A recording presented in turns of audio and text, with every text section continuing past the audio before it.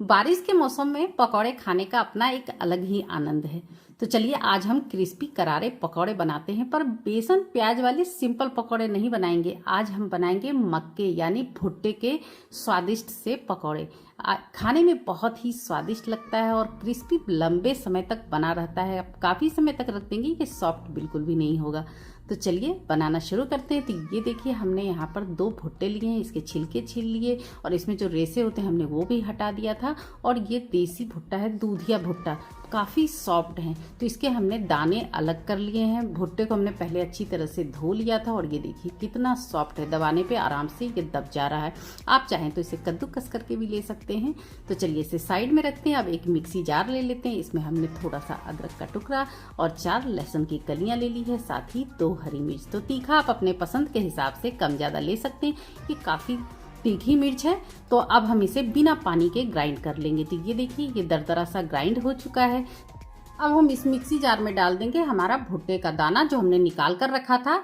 तो हमने इसमें आधे भुट्टे के दाने डाले हैं, क्योंकि मिक्सी जार छोटा है तो इसे हम बिना पानी के ग्राइंड कर लेंगे। और अब ये देखिए ग्राइंड हो चुका है, तो अब बचे हुए दाने भी हम इसमें डाल देंगे।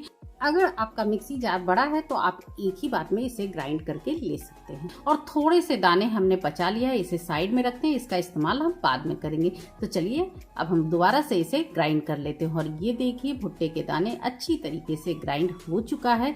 तो चलिए अब हम इसे एक मिक्सिंग बोल में निकाल लेते हैं।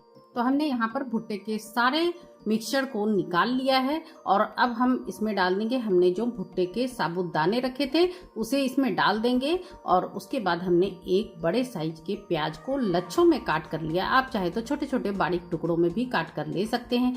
आधी छोटी चम्मच डालेंगे अजवाइन, तो खाने में तो स्वादिष्ट लगता ही है, पकौड़ों का स्वाद बढ़ जाता है, साथ ही डाइजेशन में भी मदद करती है। आधी छोटी चम्मच हम डाल देंगे यहाँ पर हल्दी और थोड़ा सा हम डाल देंगे हींग।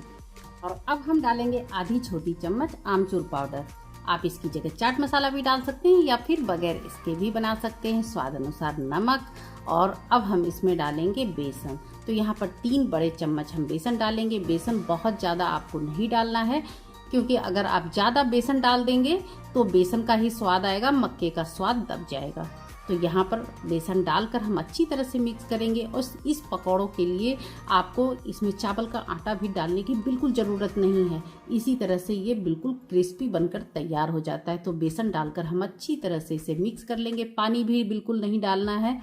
प्याज डालने के बाद जब आप मिक्स करेंगे तो ये धीरे धीरे प्याज अपना मॉइस्चर रिलीज करेगा, तो जिसकी वजह से ये बाइंड होने लग जाएगा। तो ये देखिए अच्छी तरह से मिक्स हो चुका है। लास्ट में हमने डाल दिया धनिया की पत्ती, जिससे हमारे पकौड़ों में और भी स्वाद बढ़ जाएगा। और इस तरीके से रफली बिल्कुल कोई बिना सेप दिए ही हम टेढ़े मेढ़े पकौड़े तलेंगे। तो हमने गैस स्टोव पर सरसों का तेल गर्म होने के लिए रख दिया था। तेल जब खूब अच्छे से गर्म हो जाए तो हम इसमें छोटे छोटे टुकड़े पकौड़ों के डालते जाएंगे। और सेब बिल्कुल भी देने की ज़रूरत नहीं है, टेढ़े मेढ़े तलेंगे तो जिससे ये काफ़ी क्रिस्पी लगेंगे, क्रिस्पी बनकर तैयार होंगे और देखने में भी अच्छा लगता है। तो ये देखिए कढ़ाई में जितनी जगह हो उतने आप पकौड़े डाल दें और थोड़ी देर इसे बिल्कुल भी टच ना करें, क्योंकि काफ़ी सॉफ्ट होते हैं। थोड़ी देर बाद हल्का सा कलर जब आने लग गया तो हमने इसे अलट पलट दिया है। और जो पकौड़े हमने पहले डाले थे तो वो देखिए गोल्डन कलर का हो गया है। तो इस तरह से हम अलटते पलटते हुए हल्के हाथों से इसे पलटते हुए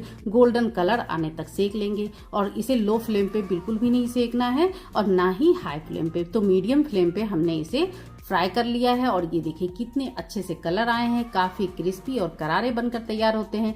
तो इस तरह से हम इसे निकाल लेंगे, साइड में कर देंगे, जिससे एक्स्ट्रा ऑयल जो भी होगा वो निकल जाएगा। और ये देखिए हमारे पकौड़े तैयार हो गए हैं।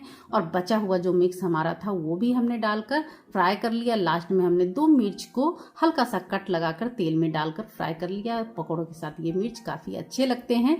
और ये देखिए कितने क्रिस्पी बनकर तैयार हुए, अंदर तक सिक कर ये तैयार हुआ है, तेल बिल्कुल भी नहीं सोखता है। तो आप इसे बनाइए, इंजॉय करिए और मुझे कमेंट करके जरूर बताइएगा। तो मिलते हैं अगले वीडियो में। Bye bye.